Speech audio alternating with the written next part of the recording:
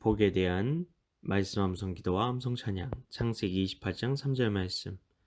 전능하신 하나님이 내게 복을 주시어 내가 생육하고 번성하게 하여 내가 여러 족속을 이루게 하시고. 전능하신 하나님이 내게 복을 주시어 내가 생육하고 번성하게 하여 내가 여러 족속을 이루게 하시고. 전능하신 하나님이 내게 복을 주시어 내가 생육하고 번성하게 하여 내가 여러 족속을 이루게 하시고.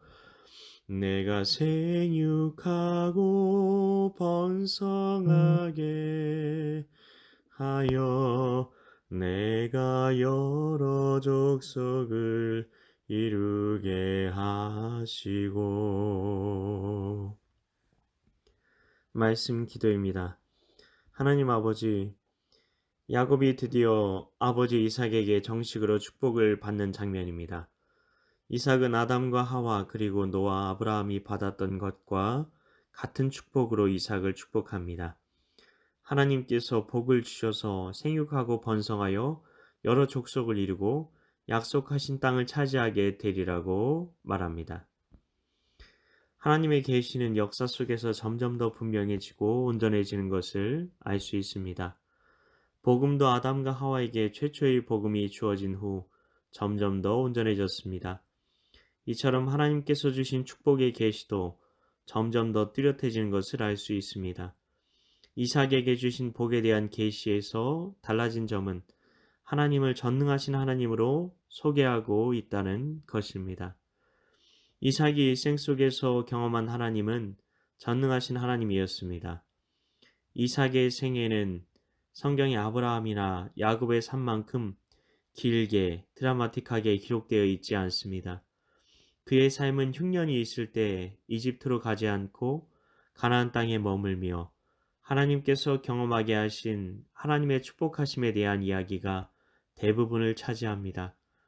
그는 흉년으로 인해 결실할 수 없는 마른 땅에서 100배의 풍성한 열매를 맺게 하시고 아버지가 팠던 우물들마다 생수의 우물이 터져나오게 하신 전능하신 하나님을 만났습니다. 하나님께서 그에게 경험하게 하신 복은 하나님의 전능하심을 알게 되는 것이었습니다. 복은 복의 근원이신 하나님을 삶 속에서 경험하며 누리게 된 열매라고 할 수 있습니다. 각자의 삶 속에서 하나님께서 경험하게 하시는 복의 형태는 다양합니다. 사람마다 다를 수 있습니다. 그 복이라는 내가 경험한 열매들을 통해 우리는 하나님을 경험하게 되는 것입니다. 그렇기 때문에 축복은 이런 거라고 규정하는 것만큼 어리석은 것은 없습니다. 그리고 나는 복을 받지 못한 것이라고 말하는 것은 말도 안 되는 주장인 것입니다.